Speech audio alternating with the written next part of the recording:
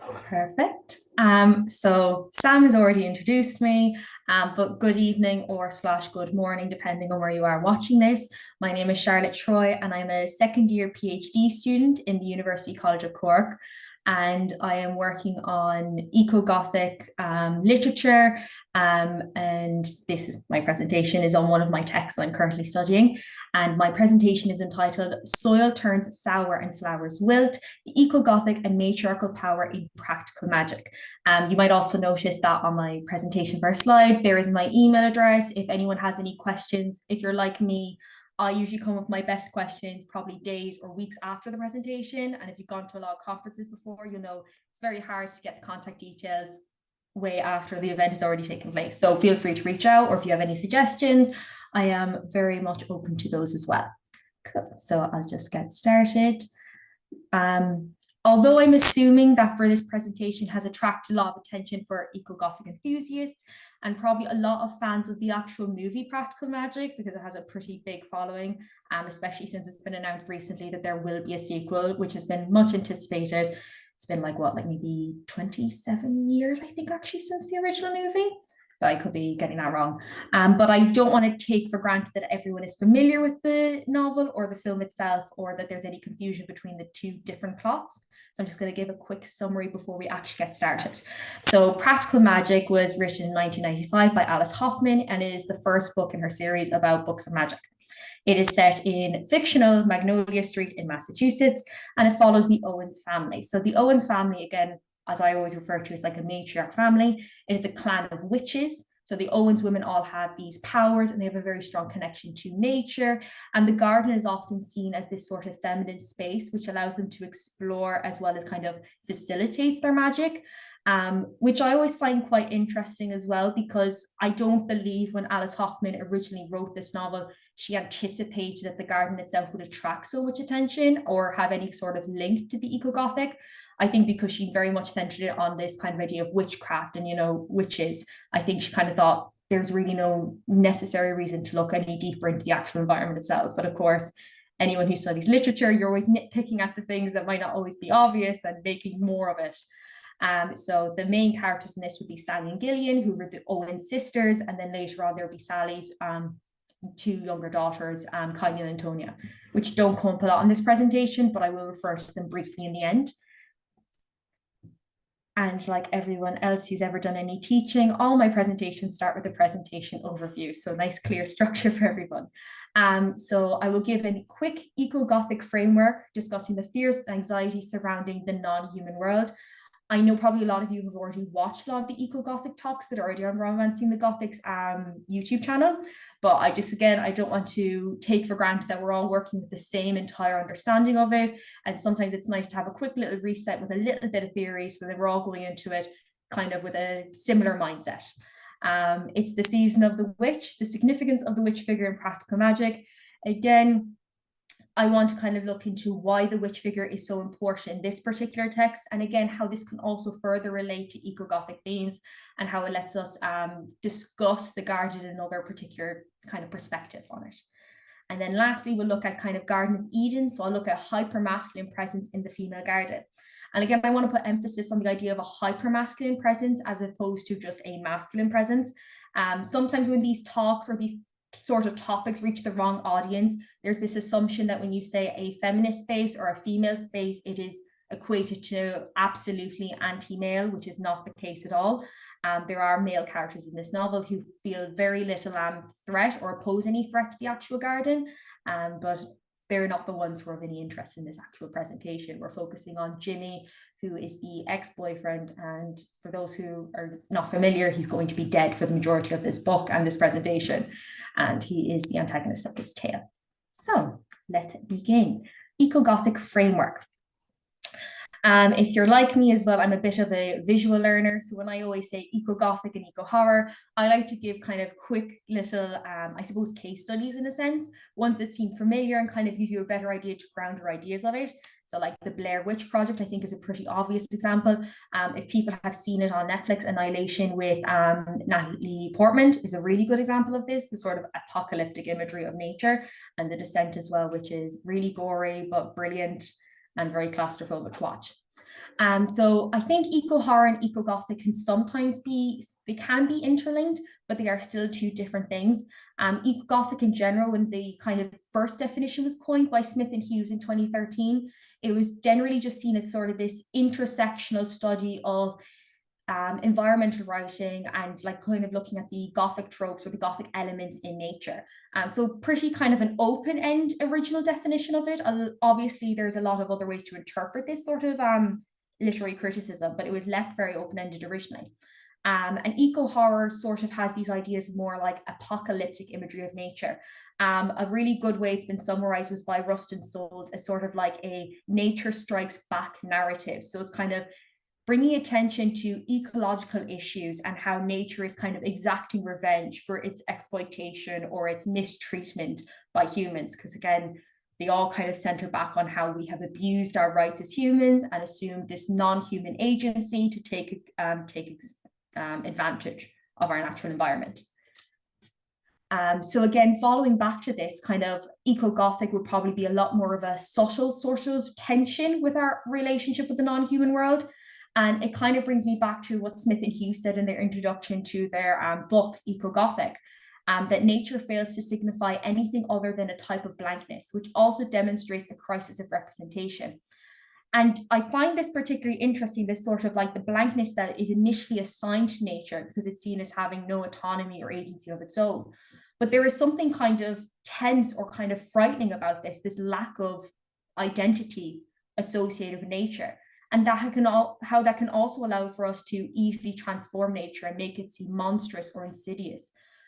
It's kind of interesting that when we do assign it this form of nature, this sort of identity in these narratives, it's always an antagonist and antagonizes us and seems to be out for revenge of some sort. But Keatley and Civilis kind of give more of a in-depth sort of idea of what the eco-Gothic could be. Which I find really useful. The eco-Gothic turns to the inevitability of humans intertwined with their natural environment. The humans surrounded, interpenetrated, and sometimes stalked by a non-human with an agentic force that challenges humans' own vaunted ability to shape their world. And I think what Keatley and Civilis kind of touch upon in this kind of definition is something that we're also going to get into later on this presentation, is the idea of this non-human entity. And again, you can imagine this in any sort of description, but that the existence of their agency is a threat to humans' existence and our own ability to contain as well as kind of control our natural environment. And this can also link back to further ideas of sort of human exceptionalism, that we only recognize agency when it kind of mirrors our own and our own behaviors. So that is something that is touched upon very much in this novel, probably in a much more subliminal sense than I'm actually referencing right now, but I'm going to exaggerate it completely for this.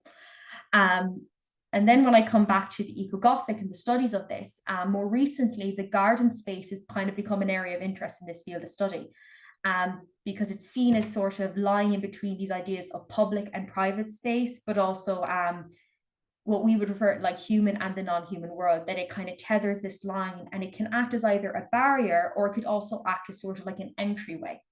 But again, when I say this, you also need to kind of give in to the idea that there's also a variety of types of gardens as well. When I do say this, I know it kind of brings to mind the idea of, like a domestic garden, I suppose, like your own front garden or your back garden, something that seems easily like belonging to a human. But even then, our ability to own that is very much, it's an ownership that's kind of recognized only by humans, because it's shared with how many different microorganisms, and it's it gets a lot more, complicated than we believe.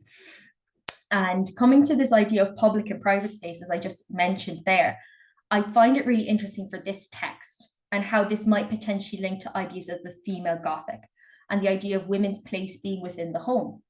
And what I find interesting is the idea of, being within the home itself is seen as essentially a private sphere. Like traditionally, men are belonging to the public sphere and then women to the private sphere. And how the garden, which is seeming to kind of violate this sense of public and private sphere, the definition of them, that by being in the garden, are women somehow violating this kind of idea of where they should be. and does the garden allow them to kind of explore gender in a different way? And I think that works very well for this particular text, considering their strong relationship with nature and their own garden and how it might defy gender expectations. And this quote, obviously, it's quite obvious why I chose it. David Offen Hall, lacking a voice in the public sphere and denied institutional power or free access to open, threatening public spaces, women must needs stay at home. Women's virtuosity lays in her containment, like the plant in the pot. And again, this idea of containability of like plants itself and nature and how we kind of align that with women and how we treat them as well, you get into ideas of obviously the ecofeminism, but I think it's a really interesting thought to continue for the rest of this presentation. So following on more again with the gardens, again, as I said, recently academics have begun to address the garden as an unexplored eco-Gothic setting. If people are interested, you can look at like, what is it? Eco-Gothic Gardens in the long 19th century. It was edited by Sue Edney. It's a really interesting kind of collaborative work, a lot of essays on that, which give very good examples. Most of those examples are focusing on British gardens. So this is slightly different as is going back to the American Gothic genre specifically, but you would have like a very good sense if you look at that. And again, despite the varied representations of gardens, they are often mislabeled as a domesticated form of nature. So again, when I say about different representations of gardens, you also need to think of the functionality of the garden itself. So I would also recommend like things like cemeteries as a form of garden, where you also have this kind of collapsive binary of like living and dead and life cycles explored. Plantations as well in the American Gothic genre is a particularly interesting one to recognize. And again, obviously the domestic garden itself. So there's a lot of different forms, and that also really plays into how we treat our expectations of the garden and how it's meant to behave. Francis and Hester, the garden has been viewed philosophically as the balancing point between human control on the one hand and wild nature on the other. The garden has represented safety from the threat of wild nature or escape from barbarian outsiders. The garden has been nature under control. So again, this idea of it's a contained, easily defined form of nature. And it also offers this sort of barrier to protect humans from the outside world, from opposing threats to the control of man as well. And essentially also the household, if you think of the domestic garden, like the front or back garden of a house. But it goes both ways. It's kind of like a, you know, if you flip the side of the coin on that, it's also kind of allows an entry point in. It's this sort of, as I always call it, like a transitional space, if you will, between the public and private sphere. So it's a little bit more complicated than that. And I also think as well that it becomes complicated because we don't recognize non-human agency, sorry. So I think of then Singh, this perception of control, which we have over nature, if you will, affords agency to humans alone, fuels assumptions about human autonomy, and they direct questions to the human control of nature on the one hand, or human impacts on nature on the other. So looking at gardens with these kind of ideas of non-human agency and how it might belong, but not entirely belong to humans, I want to kind of get into the context surrounding the witch figure and how this can further connect to the Owens garden specifically in this novel. So probably a lot of people are very familiar and have a very clear understanding of the witch figure. So historically, the witch figure is often represented as the kind of antithesis of femininity. So not necessarily masculine, but you have these ideas of violent or standalone women who do not necessarily abide by societal conventions of womanhood. So they are not submissive or subservient or compliant. And really what they offer is like a physical manifestation of patriarchal fears about women, of women who have their own independence and who have their own control. I will also mention this, and although it's not really related to that, is like when you think of witch trials as well, it's important to see that like these were also levied against occasionally against men who did not fit obvious mold. So like, you know, heteronormative expectations of men and such. But for this particular case, we're focusing on women. And really, it's interesting to see how feminists have further investigated accusations of witchcraft and kind of looking at some of these, what was it that kind of sparked the interest or sparked the accusation itself? What was it about these women that made them other? It's kind of like paranoid misogynist code for women's skilled abilities, such as healing, midwifery, agricultural knowledge, financial, social, and sexual independence. In relation to this novel alone, the last 4 are directly related to it, about agricultural knowledge, financial, social, and sexual independence. So essentially what you're seeing is the fear of, women who do not seem to need men or desire men in any aspect of their life. And there's always something fearful of someone who doesn't need the patriarchy to thrive. And that again brings me to kind of Hoffman's engagement with the witch figure. Like, there's the obvious thing that it can allow a clear introduction of supernatural elements into our text, and that can create a lot of, conflict in her novel. But I think what it allows more directly is this kind of engagement with second wave feminism and a challenging of the American nuclear family. So we're seeing this representation of two aunts raising two orphan young girls who use their garden as a communal space of which they profit from. They do not operate under a male figurehead, but they're seeming to, they have their own property, and they're not in need of anything. They don't seem to be lacking anything, and their lives seems to be functional in a sense. And again, that's obviously quite frightening in this sort of suburban reality where it's, the lovely picture of a married husband and wife and their doting kids, and it's an attack on family values, if you will. So it kind of joins that sort of violent reclamation of the term witch that is commonly associated with the second wave feminist movement. And it kind of takes away a little bit, I suppose, of the sting of it, rather than seeing as necessarily an insult or an accusation to levy against a woman. It's sort of seen of like being as more of a standalone figure, and recognizing that how patriarchal societies can often punish women for not fitting molds. And that does not necessarily mean that they should be punished, but it sort of sees that it's more about patriarchal values being attacked rather than about women themselves. It takes away the kind of monstrosizing of them, or the kind of insidious association. And Gibson kind of notes that, like, a lot of these times when accusations are brought up in American history, there's like 3 distinct periods. It's always at moments of national crisis. And when America was torn between the radical and conservative impulses, and that's when the witch figure has its resurgence. It's the obvious scapegoat. Who to blame for the collapse of family values, for the collapse of society, is the women who do not behave and the women who do not take on American family ideals. So what does this really have to do with the Owens garden? I'm sure we're all wondering. So we think of the witch and we think of the witch figure, and now we think of what does that have to do with her garden? And I think of, according to Vati, gardening can be recognized as the work of human agency.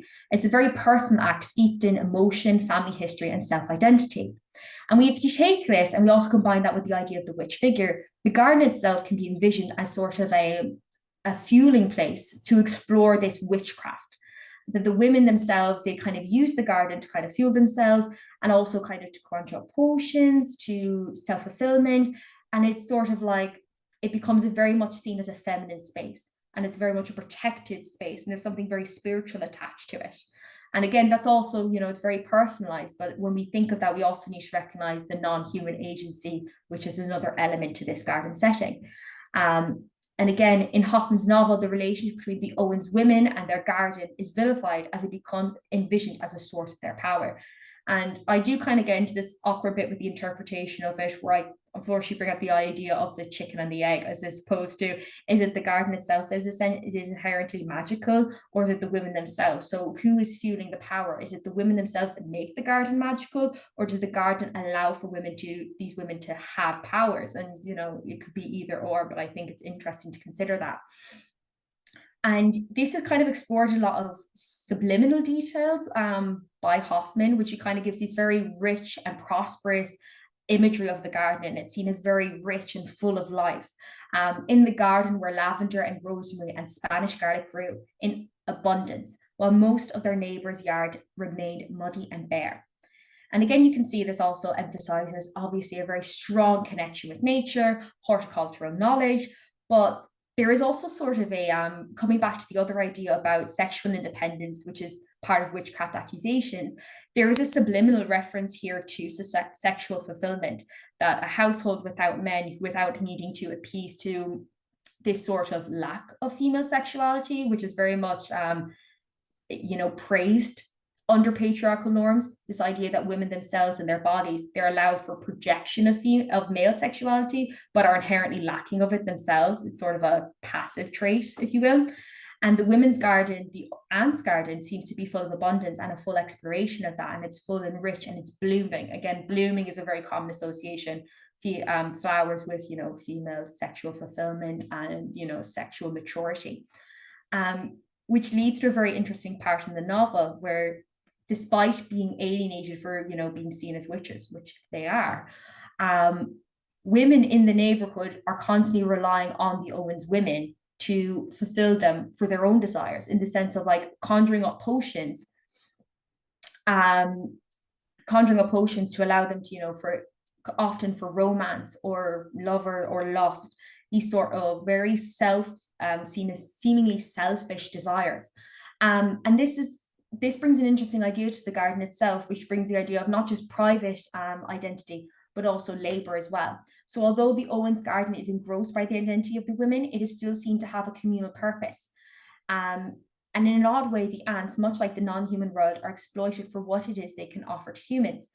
And what I mean by that is that there's a refusal for the neighbors to kind of engage with these women or kind of acknowledge them outside of this sort of secrecy. There's a lot of shame attached to going to the women's houses. And it's kind of narrated that just after twilight, the hour when the shadows could hide you so that no one recognizes you as you stood beneath the wisteria, that they come in the dark so no one would know what they were doing. Because it's seen as like them going to the Owens women, they are not upholding these standards or these ideas of femininity. If anything, they're kind of slightly rejecting them. There's a bit of hypocrisy really attached to it, right? Pretending to be upright and passive and subservient women, but then also acknowledging a sexual desire of your own, romantic desires, and being selfish, and these sort of ugly feelings, if you will. And I think that kind of exploits the ants in a way, because they offer a service much like the non-human world can, that it offers these sort of resources and these materials, and the neighbors just take from them as well. And by needing to nature and relying on it, we forfeit a sense of control and authority as we subject ourselves to the will and agency of the natural world. Thus, the women needing the ants further fuels their animosity. It's harder to kind of other them when you are also reliant on them, is kind of what I mean by this.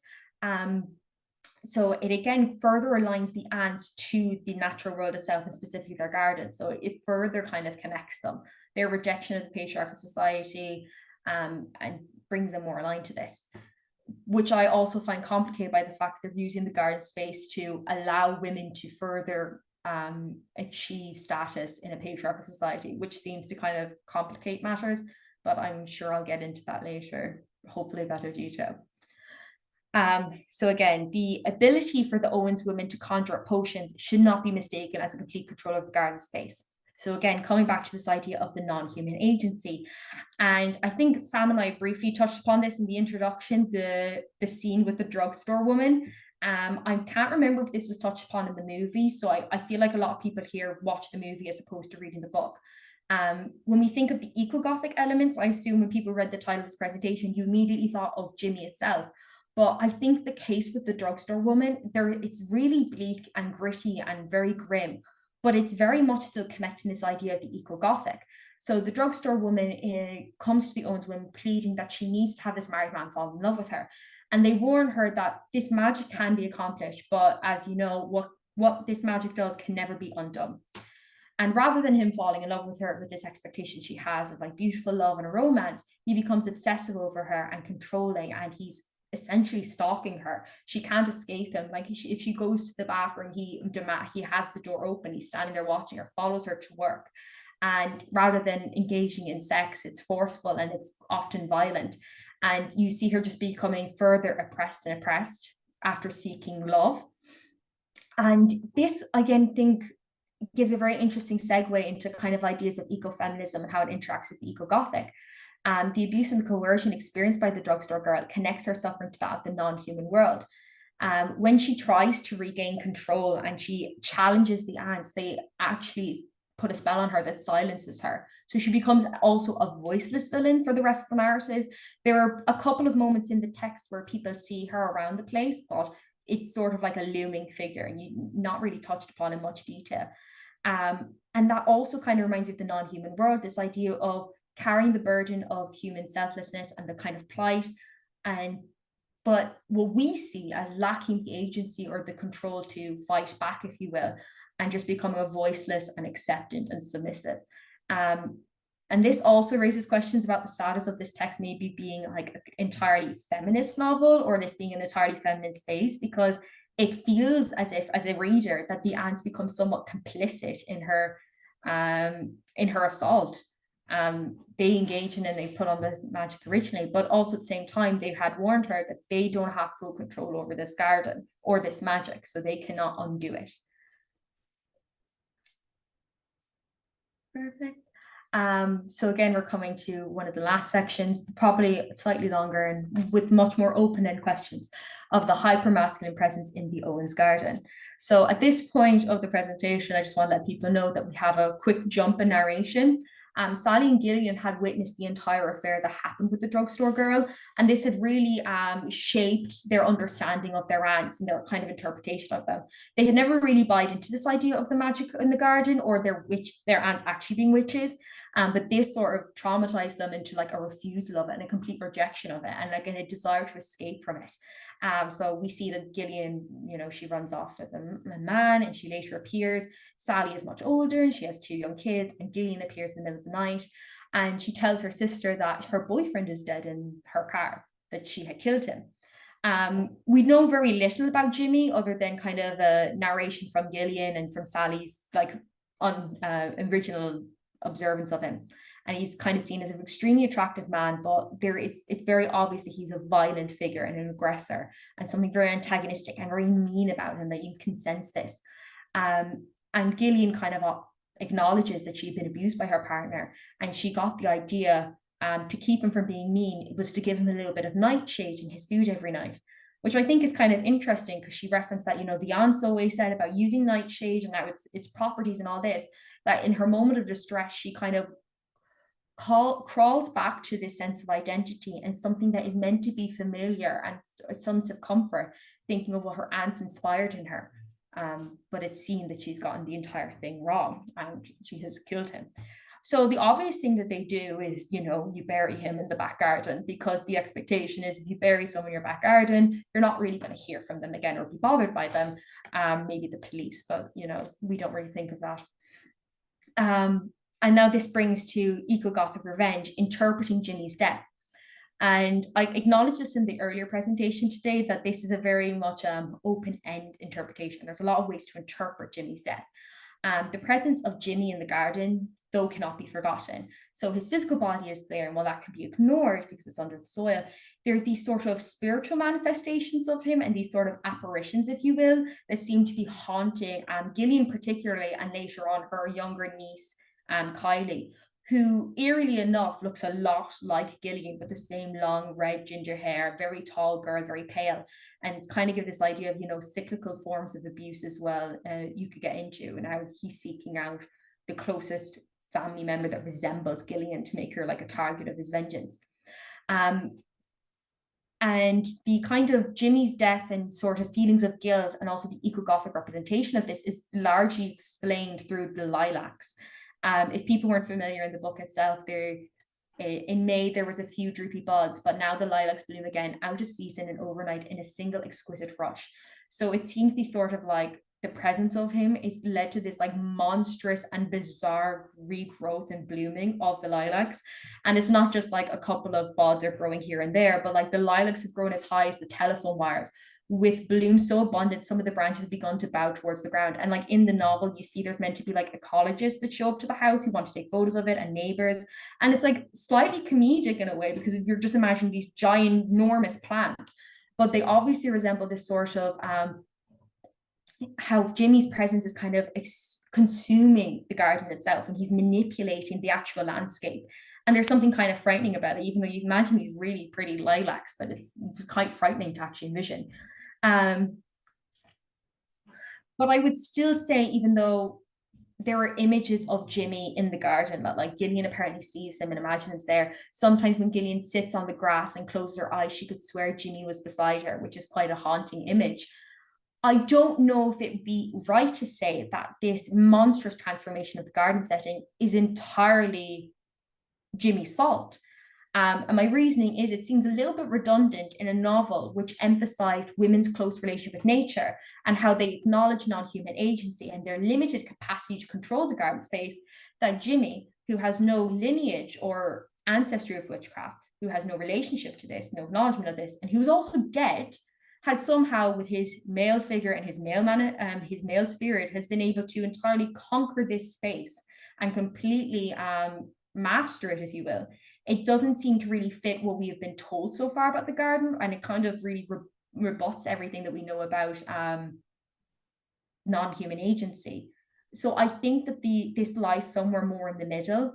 And I kind of think about, well, it's actually on this slide, that it again denies any agency on behalf of the garden. And I think back of Karen Barrett had said, she writes a lot about like new materialism and like queer performity and like nature. Nature is the victim, the victimized, and the wronged. So again, it sort of sees that the garden itself, it is a victim of Jimmy's will entirely, as a blameless sort of, again, canvas. In this sense, we're kind of accounting it like no accountability. But I think that the garden itself is somehow revolting against the Owens women. And there's sort of a nature strikes back revenge on this, that they refuse to accept the hypermasculine figure in the feminine space. And although they are, again, a sort of a voiceless figure, if you will, that they still fight back in their own ways. And this kind of ideas of, seeing this monstrous lilacs and these black hedges and like the animals that would stop and, refuse to get near to lilacs. It sort of kind of references that in a very subtle way. And again, that's kind of a heart of the Eco-Gothic, this kind of anxieties and fears of the monstrous transformation of nature. But it's much more, it's harder to pinpoint necessarily. It doesn't have a lot of maybe physical action as we expected. And again, Kylie being one of the people who sees him, no one else can see him, though the birds sense him and avoid the lilacs, and the squirrels stop dead in their tracks whenever they get too close. So again, it's kind of a recognizing of the spirit of Jimmy, but I'm not sure if I would entirely accept it that Jimmy was able to completely master this space. I don't think it really fits into the narrative we've been told. But this text, despite some of its very grim and upsetting aspects, does offer a resolution, if you will, and it involves returning to the garden and returning back to witchcraft. The aunts return to Sally's home when she informs them of what's happened and of Jimmy and how it's driving them all crazy and that they're scared and frightened and like her home is not her home anymore, essentially. And then it turns out that the nightshade essentially could not have killed him. If the aunts know anything, they know nightshade. Such a dosage wouldn't kill a fox terrier, let alone a 6-foot tall man. And while it's kind of a funny line, it does kind of remind you that, if Gillian and Sally had not forfeit their witch identity, if you will, they would have had a stronger connection with the garden space and a better understanding of plants and like botany and things like that. And this could have been slightly avoided. It's never explained entirely how he actually died. It's kind of seen as, well, it's not your fault, so don't worry about it. But a lot of the problems in this novel could have been avoided. It seems that they had stayed intact with their, unfortunately, the roots. So they kind of offer this spell, which doesn't seem to give any more of an explanation, and a thread of blood red vapor rising from the place where Jimmy's heart would have been, a small tornado of spike that disappears as it meets the air. And you sort of see this erasure and eradication, maybe even like an exorcism of Jimmy's possession of the garden space, which again, his spirit leaves the place, like his physical body is still very much like under the ground. So you kind of see like the garden itself has been rid literally of a hypermasculine entity, and it's assumed that it will resolve back to normal. And again, when I say normal, we're thinking of a much different normal than we assume with the garden space. So I think that's all I would have to say about that. And I'm ready for any questions if people have them. And that was exactly, I think, 40 minutes this time.